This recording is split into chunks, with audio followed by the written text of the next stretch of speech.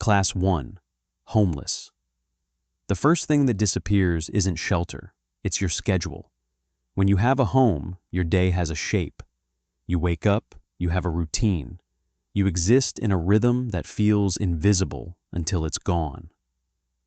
On the street, time becomes formless. Days blur. The structure that most people take completely for granted, a bed, an alarm, a kitchen, turns out to be the thing that was holding your entire identity together. You spend an enormous amount of energy on things most people solve in 30 seconds. Where to use a bathroom, where to charge a phone, where to store the 2 bags that contain everything you own without them getting stolen while you sleep.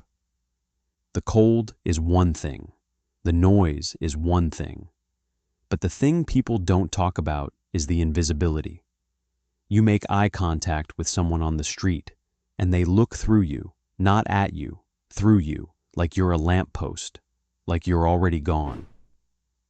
The cruelest part of being homeless in America isn't the weather or the hunger. It's that the country has quietly agreed to pretend you don't exist. And after long enough, you start to believe it yourself. Class 2. Working poor. You have a job.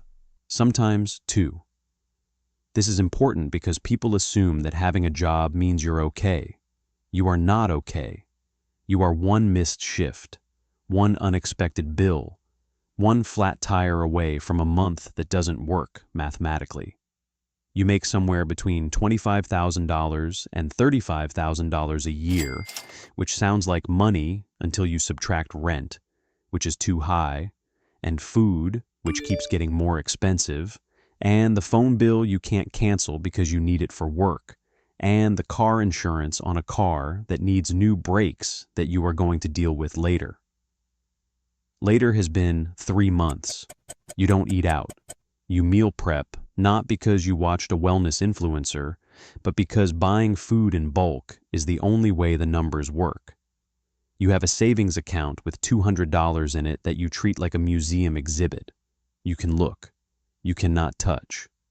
That money is for the specific emergency that hasn't happened yet, but is definitely coming. Your coworkers complain about things that make you want to scream into a pillow. Not because they're bad people, just because the distance between your reality and theirs is bigger than they understand. Class 3. Working class. You own things now, not a lot of things, but things. A used car that runs reliably most of the time, an apartment, or maybe a small house if you're in the right city. A credit card with a limit that you try very hard not to think of as money. You make between $40,000 and $60,000 a year, and you are technically stable, which means the panic is quieter now.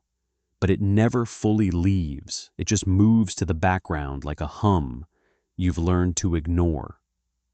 You don't have a financial advisor. You have a cousin who works at a bank and occasionally gives you advice at Thanksgiving. You contribute to your 401k because your employer matches, and someone once told you that not doing that is like leaving free money on the table. Vacation means driving somewhere. Healthcare means hoping nothing goes wrong. And if something does go wrong, Googling whether you actually need to go to the doctor or if you can wait it out. You are proud of what you've built. You should be. You built it with very little margin for error, and you haven't fallen yet. Class 4. Middle class. This is the class that America talks about constantly and defines almost never. You make between $70,000 and $120,000.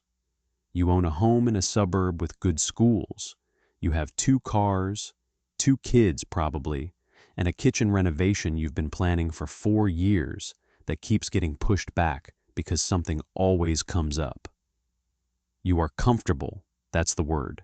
Comfortable, not rich. Comfortable. The thing about comfortable is that it's both everything and not quite enough at the same time. You can afford things. You just can't afford everything. Every purchase is a small negotiation. The family vacation happens, but it's budgeted for 6 months in advance. The kids do activities, but not every activity. The house needs a new roof, and you're already tired just thinking about that conversation with your spouse. You feel guilty for wanting more because you know you have more than most. You feel quietly stressed because the gap between where you are and where you feel secure is bigger than it looks from the outside. The middle class in America is essentially the feeling of being almost fine all the time. Class 5, upper middle class. Now things get interesting. $150,000 to $400,000 a year. You have a financial advisor now, a real one, not the Thanksgiving cousin. You max out your retirement accounts. Your kids go to private school, or you live in a district where the public school is basically private. You have a cleaner who comes twice a month, which is the single greatest quality of life improvement you have ever made, and you will never go back. You travel internationally, you have opinions about airports, you have a good credit card with points that you actually use. You say things like, "We need to be smarter about the investment portfolio," at dinner. Like that's a normal sentence. The stress still exists, but it's a different texture now. It's not, "Will we make rent?" It's, "Are we making the right decisions with what we have?"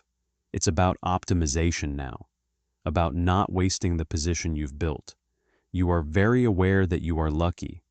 You say this often, usually right before making a purchase that your parents would have considered insane. Class 6, millionaire. You crossed a number and nothing happened. That's the thing nobody prepares you for. The day your net worth hits $1 million, whether that's a business, investments, property, whatever, it doesn't feel like anything. There's no bell, no ceremony. You just check a number, realize it says what it says, and then make a coffee and continue existing. What does change is the fear. Specifically, it gets quieter. Not gone, but quieter. The baseline panic that most Americans carry around like a backpack, the one about rent and bills and what happens if, gets lighter. You can still hear it, but it's further away now. You are technically wealthy and practically normal. You still argue about dinner. You still have a car that needs something. You still have bad weeks. You just have a number that says you're going to be okay. And it turns out that number was doing more emotional labor in your head than you ever realized. Class 7, multi-millionaire. Somewhere between $5 million and $50 million, money stops being something you think about and starts being something you manage. There is a difference. It's enormous. You have people now, an accountant, a financial advisor, possibly a family office if you're at the higher end. You make decisions about money, but you don't do math about money. That distinction changes your relationship with it completely. You can write a check that would change someone's life and not feel it the next morning. That kind of power is strange and heavy, and you don't talk about it at dinner parties because what would you even say? The problem at this level isn't money, it's meaning. It's figuring out what you're actually doing with the one life you have now, that the survival part is so thoroughly solved. Some people figure it out. They build things, fund things, create things that matter. Some people buy a boat and spend 10 years being mildly unhappy on a very expensive boat. Class 8, billionaire. You are not a person anymore. That sounds harsh. It's not meant to be. It's just accurate. You are an institution, a brand, a symbol that different people project completely different things onto. To some, you're proof that the system works. To others, you're proof that it doesn't. You didn't choose either of those roles. They were assigned the moment the number got big enough. Your actual daily life is smaller than people imagine. You have routines, preferences, boring Tuesday afternoons just like everyone else. But every decision you make, what you fund, what you say publicly, who you associate with, moves things. Markets, policies, narratives. You have not waited in a line for years. You have not been alone in a room with a stranger for years. Everyone around you has been curated and filtered and vetted to the point where you genuinely cannot tell anymore who is being real with you. And that is the thing that no amount of money ever solves. The loneliness at the top isn't dramatic. It's quiet. It's the specific silence of a room full of people who all want something from you, and not one of them who just wants to know how you're actually doing. From a sidewalk to a private jet, and somehow the thing that stays the same at every single level is this. Everyone is just trying to feel a little more secure than they did yesterday. Which class hit closest to home for you? Drop it in the comments. And be honest, nobody's judging. If this one got you, like and subscribe because we're just getting started.